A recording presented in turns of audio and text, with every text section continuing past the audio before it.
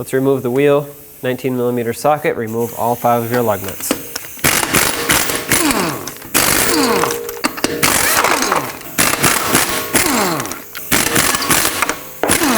With this last one, the hubcap's going to want to come off, so take that off, of course, if you have steel wheels and if you have the hubcap. If not, don't worry about it.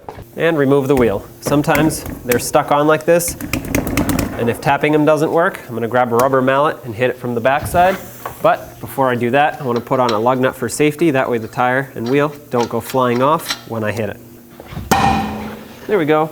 Remove your safety lug nut and remove the wheel. Next, if you look from underneath, well, first of all, there should be a splash shield here. Mine's missing. But if yours is there, take it down. Then you can see this 21mm bolt that holds the control arm onto the front of the subframe. Let's get that off first.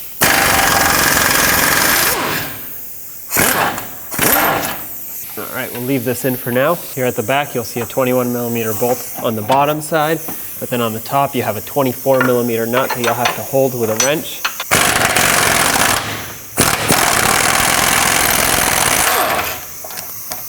Go ahead and pull this out. Take your nut. Now we have to separate the ball joint from the control arm. If yours has a cotter pin, go ahead and remove that. Sometimes they just have locking nuts, in which case you can just put your socket on there and drive it off. Mine has a cotter pin, so I'm going to take this off first. Then with an 18mm socket, I'm going to remove the nut. And as you can see, my control arm wants to fall right out. Hopefully yours does too. If not, you can hammer on it right here, pry down at the same time, and it should come right off. Push the knuckle to the side, put the control arm up. Make sure you pay attention to your ball joint boot. You don't want to damage that. At this point, I'm going to remove this bolt that I left in here at the front. That was just for safety so it can hold it. And you can either use a pry bar or just twist it and turn it until this whole control arm comes out.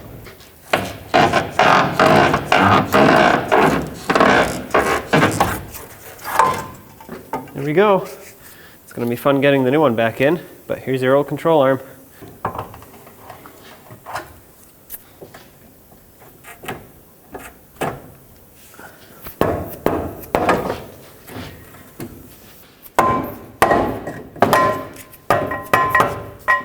Use rubber mallet to guide this in.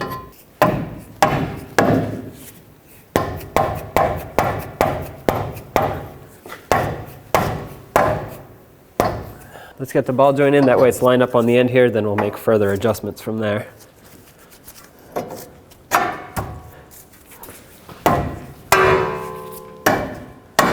Okay, I'm going to put the castle nut on, just so it can be held in place here. I'm going to come back and tighten it afterwards. I'm going to try and line up this rear bolt first, because this one's going to be the tougher one to line up, since the bushing is at an angle.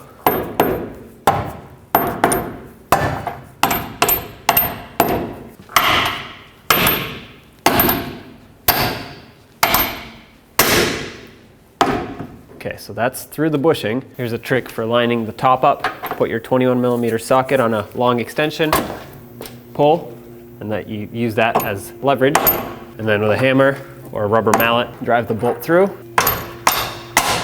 There it is, starting on the nut that goes on the top. And because this bushing twists up and down, it's okay to tighten it now. The front bushing, I'll show you how to properly tighten that. So hold the top nut with your 24 socket and tighten the bolt up.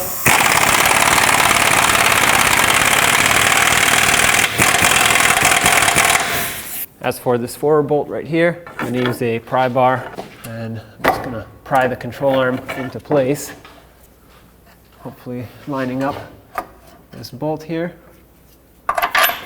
There it goes. Start it on. Don't tighten it yet though. Perfect. 18mm socket, tighten up the ball joint nut. Torque this to 70 foot-pounds. If your cotter pin hole doesn't line up with the slot on the castle nut, keep tightening, not loosening. Slide the cotter pin through, bend it over to lock it in.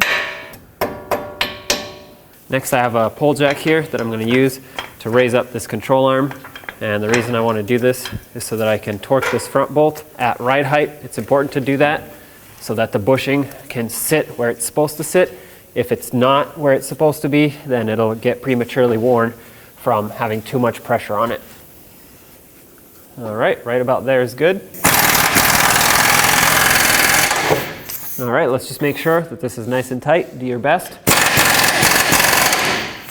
Now with both of these tight, let's remove our support. Get the wheel back on. And if you have hubcaps, go ahead and put them on now because the lug nuts are what hold the hubcaps in.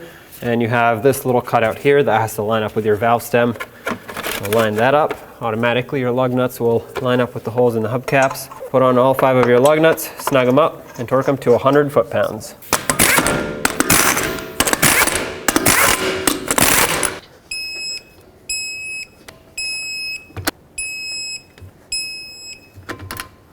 And as always with any front end work, you want to make sure you get an alignment after you replace this control arm because your alignment will be off.